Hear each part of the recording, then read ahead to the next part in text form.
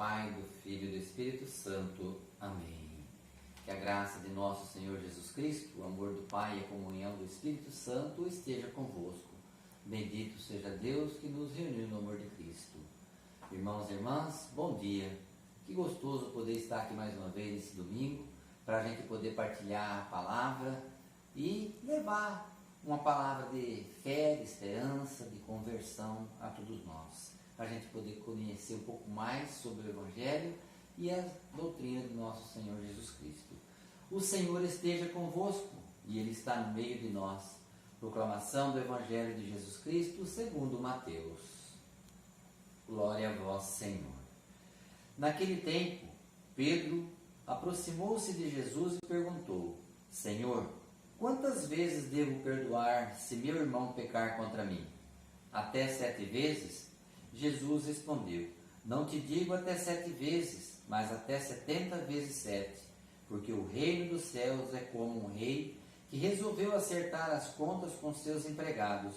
Quando começou o acerto, levaram-lhe um que lhe devia uma enorme fortuna.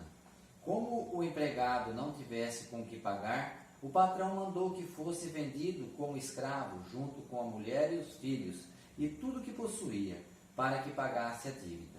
O empregado, porém, caiu aos pés do patrão e, prostrado, suplicava: Dá-me um prazo e eu te pagarei tudo.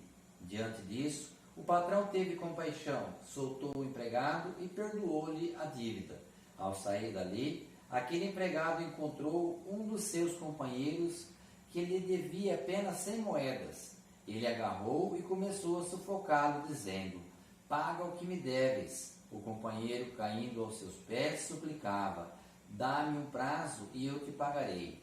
Mas o empregado não quis saber disso. Saiu e mandou jogá-lo na prisão, até que pagasse o que devia. Vendo o que havia acontecido, os outros empregados ficaram muito tristes. Procuraram o patrão e lhe contaram tudo. Então o patrão mandou chamá-lo e lhe disse: Empregado perverso, eu te perdoei toda a tua dívida, porque tu me suplicaste. Não devias tu também ter compaixão do teu companheiro, como eu tive compaixão de ti? O patrão indignou-se e mandou entregar aquele empregado aos torturadores, até que pagasse toda a sua dívida. É assim que o meu Pai que está nos céus fará convosco, se cada um não perdoar de coração ao seu irmão. Palavra da salvação. Glória a vós, Senhor. Esse Evangelho é muito forte mesmo.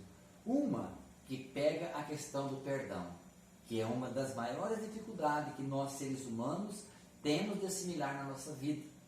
Se a gente for comparar, um cachorro tem muito mais facilidade de perdoar do que nós, seres humanos. E, por outro lado, o como Jesus explica a Pedro a questão do perdão e o como que ele precisa proceder para poder alcançar o reino dos céus. Né? A gente vê aqui no fim do Evangelho como Jesus pega pesado, pega firme. Mas por que Jesus pega pesado? Porque Jesus é o Deus da verdade. Jesus não tem medo de mostrar a verdade que existe nele, na terra, quando estava junto com os seus discípulos, mas ele sabia também o que se passava nos céus, junto de Deus, que é o Pai dele. Por isso que ele dá esse exemplo e diz para Pedro. E isso porque Pedro fez só uma pergunta. Né?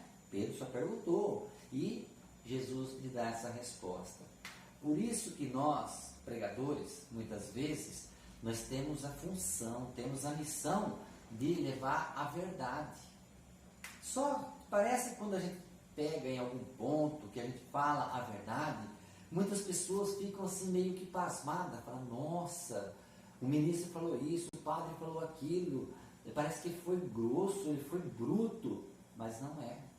Nós, pregadores, temos a obrigação de esclarecer a verdade. Para quê? Na missão de levar o conhecimento às pessoas, para que elas passem a entender o que é o plano de Deus, voltar atrás muitas vezes do arrependimento do seu pecado e seguir o caminho que leva à salvação. Porque senão a pessoa muitas vezes está vivendo uma situação e acha que é o mais certo e às vezes acaba vivendo em pecado a vida toda. Então a missão do profeta, a missão do pregador é mostrar o caminho da verdade e não ter medo de denunciar a justiça. Essa é a missão que Deus confia a nós, ministro, a nós pregador. Conhece a história de Davi? Por que Davi conseguiu alcançar a sua salvação?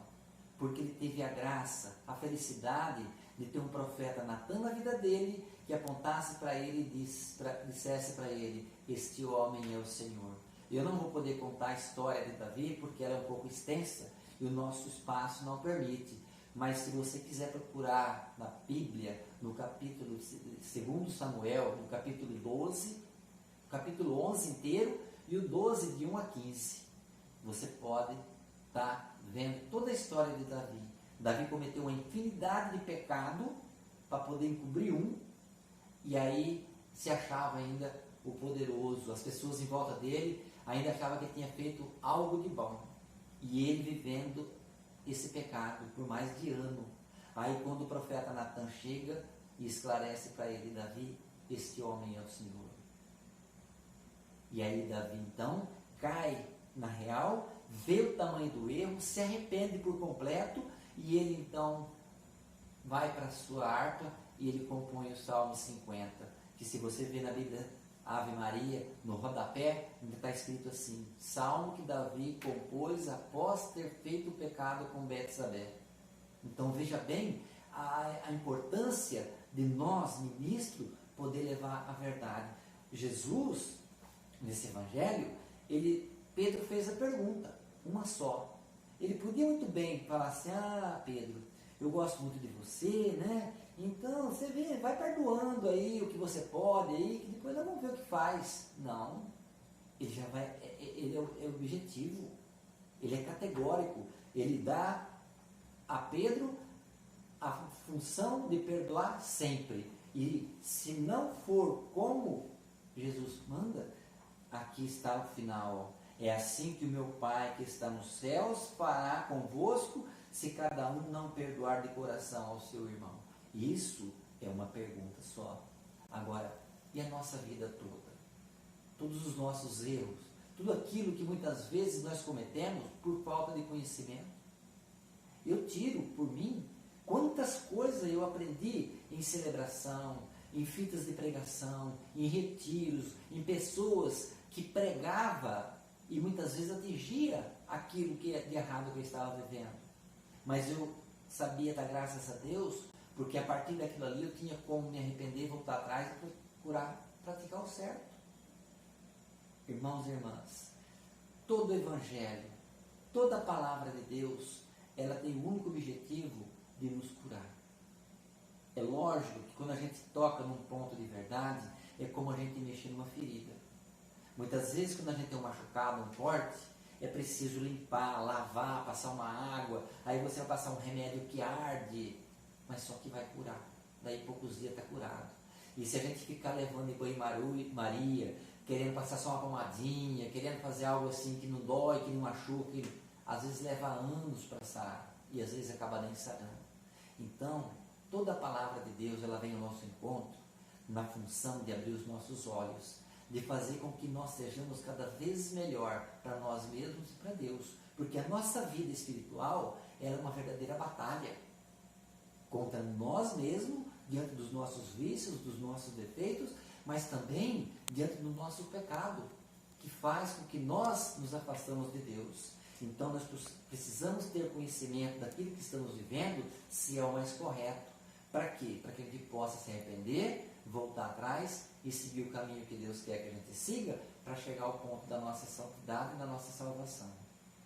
Que essas palavras possam servir para cada um de nós, para que nós tenhamos a coragem, primeiramente, de tirar o pé do chão e falar: eu quero ser melhor, eu quero buscar os ensinamentos de Jesus para poder colocar em prática na minha vida. E assim, ir buscar conhecimentos com pessoas que têm um pouquinho mais de estudo, que têm um pouquinho mais de conhecimento e que possam esclarecer para nós tudo aquilo que é real diante de Deus. E assim, nós poderemos vivenciar o nosso céu aqui na terra, encontrar a nossa felicidade por completo e ser verdadeiramente filhos de Deus.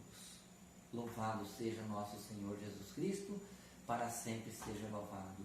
O Senhor esteja convosco e Ele está no meio de nós. Por intercessão de Maria, nossa mãe, de Santa Rita de Cássia, abençoe-nos Deus Todo-Poderoso, o Pai, o Filho e o Espírito Santo.